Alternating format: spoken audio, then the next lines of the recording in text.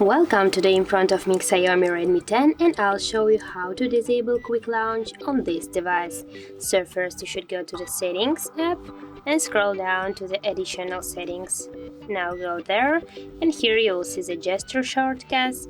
Now you can see the launch camera section and here we got the activated two functions with a double press on the power button and with a double press on the volume down button. When our screen is locked, we can launch the camera.